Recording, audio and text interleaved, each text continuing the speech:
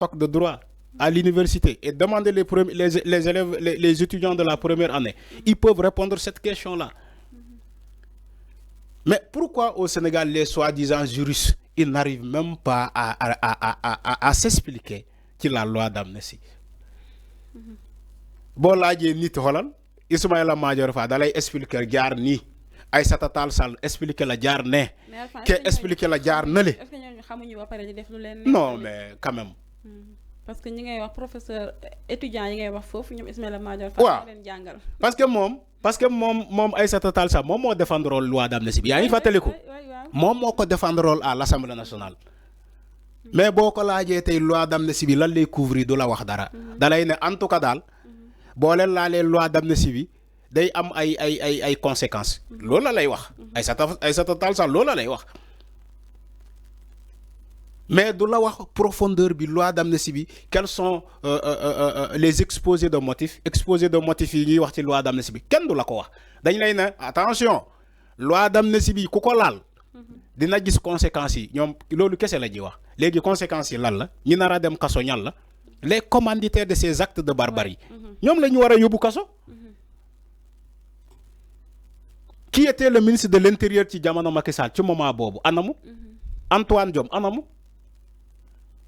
ñan ñoo géré woon les forces de sécurité et de défense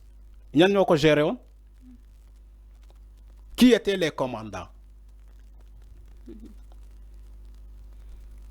ana nervi ñan ñoo doon recruter nervi ñan la ñan ñoo doon traumatiser sénégalais ñan la ñan ñoo doon comment dirais-je torturer sénégalais il y avait des actes de torture. L'étudiant là, Pape Abdoulaye Touré, mais il est là.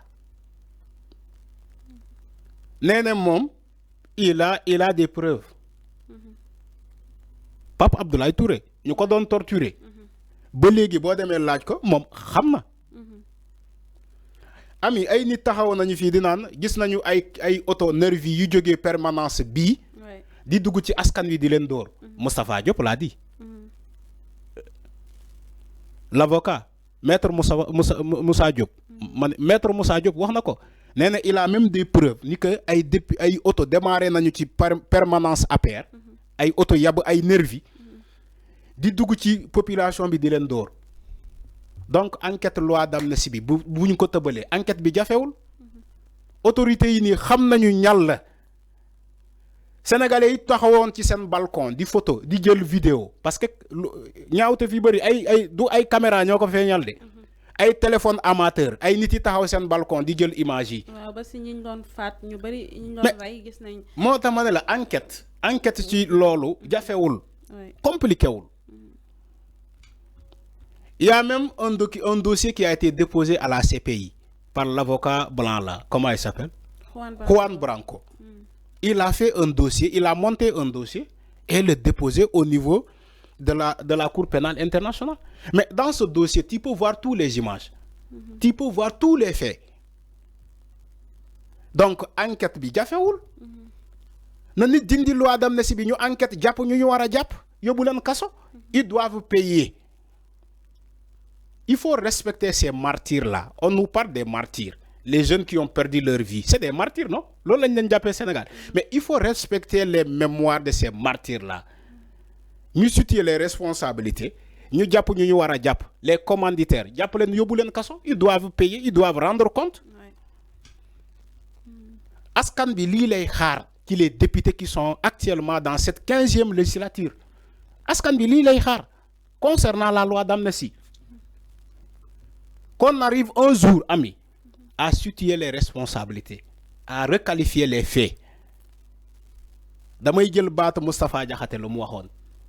Il faut que ñu def ay enquête ci loi bi ba ñu paree interprétation bi ba ñu lever ba ñu dindi ko ñu def ay enquête ñu war a dem kaso ñu war a fay ñu fay ñu war a indemniser ñu indemniser leen mais loolu kese la.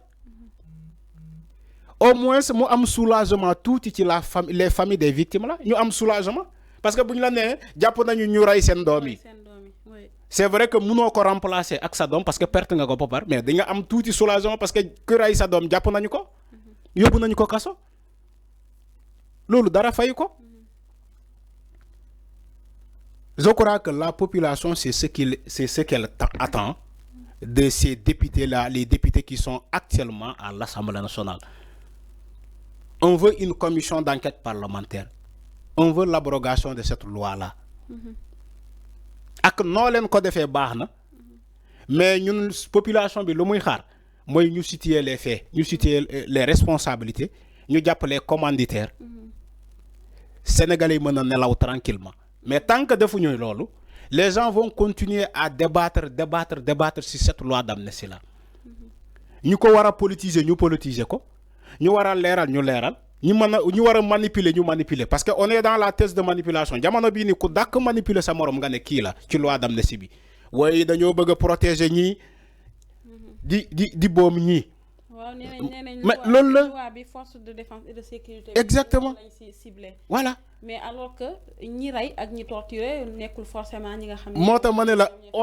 ñi dàkk manipuler ñoo nekk di manipuler. mais tant que leeral nañu demuñu ba séance plénière bi taxaw je crois le 2 avril tant que parewuñu ci séance plénière bi kenn du xam kan moo def wala kan moo deful les gens vont continuer de manipuler la population les gens vont continuer di waxloo waa Pastef lu ñu waxul wala di interpréter ñoom lu ñu bëgg mais waa Pastef ñoom ci seen bopp ñoom ñoo war a donc sàmmanto ak lu ñu waxoon population bi. Ousmane Sonko dem na Assemblée nationale ne leen on va abroger cette loi dinañ ko fi jëlee même bu jaree ñu ñëpp ñu dem wuy ji il a dit leeral na wax ji léegi nañu dem vers ça loolu kese la donc jarul complication jarul dara affaire yi jarul dara affaire yi ami méttiwul parfois juristes yi ñoo ñuy sonal di wax lii mais affaire yi méttiwul nañu topp l'exposé des motifs avancé par Macky Sall ba voter loi d'amnistie ñu xool exposé des motifs bi ñu xool les motifs ñu xool les faits yi ñu annoncé loolu kese la méttiwul mais en attendant on attend le 2 avril. mais Arfan ba tey mel na ni coow li jeexagul ci li nga xam ni moo di loi boobule ndax gannaaw sorti waa Y'en a marre gis nañ tamit ñenn ci société civile bi ñu si mel ni Lec Africa la RADDHO ak Ligue sénégalaise des droits humains ñoom ñëpp dañoo daal di nag xalab li nga xam ni moo di loi boobu nga xam ni Amadou Ba daal dina koy déposé mu mel ni ñoom it ànduñu si Arfan. oui nee naa la ñooñu duñu ànd parce que aussi loi bi tant que egguñu fu ñu war a egg day bëri ay thèse day bëri coow ñii dañuy interpréter wax lii ñii interpréter wax lii ku nekk ak ni nga ko gisee même Pastef sax les députés de Pastef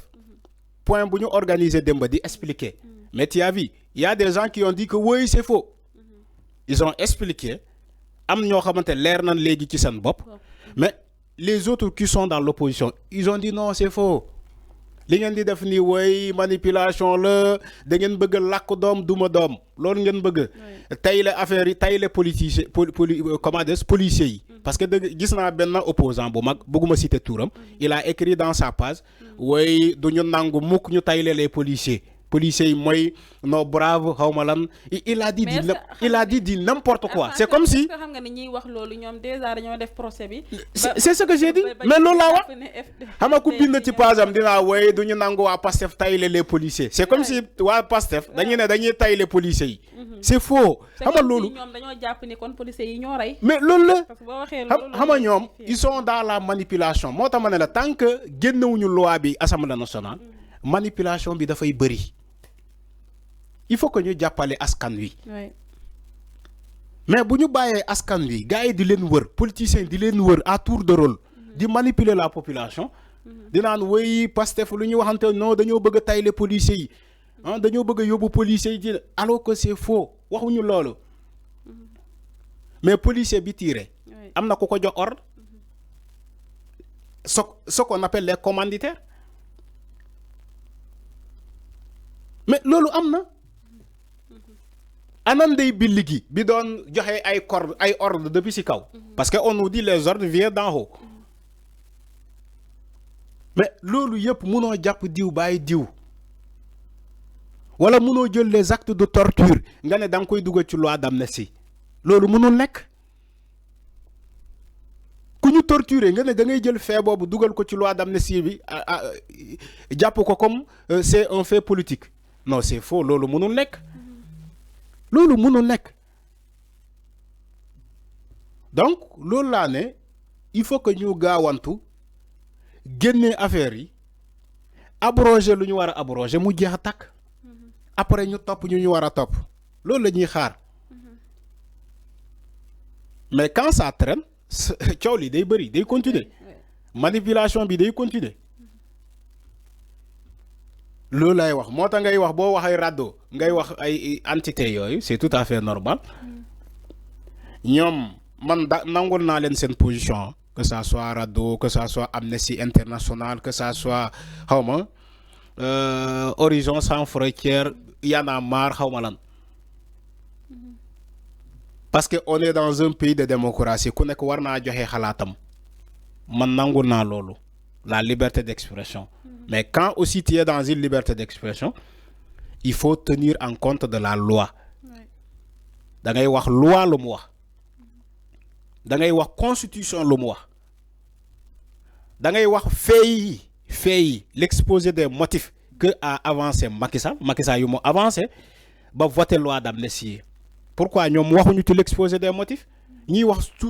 ci kii Pastef ñoom Pastef la ñuy wax ils parlent même pas de la loi waaye Pastef yéen a waxoon lii waaye Pastef yéen da ngeen bëgg a protéger seen délinquant di sacrifier police ñoom loolu la ñuy wax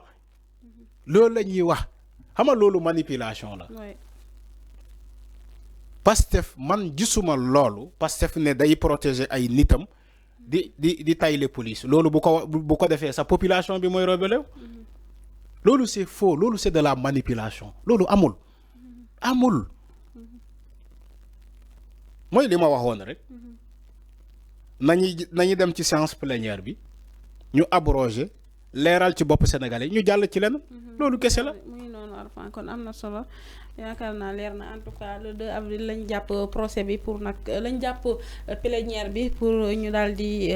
voter li nga xam ne mooy proposition de loi boobule député Amadou Ba daal di yóbbu assemblée nationale mi ngi noonu foofee ci assemblée nationale itam Arfan Ousmane Sonko di premier ministre dina fa dem le 10 avril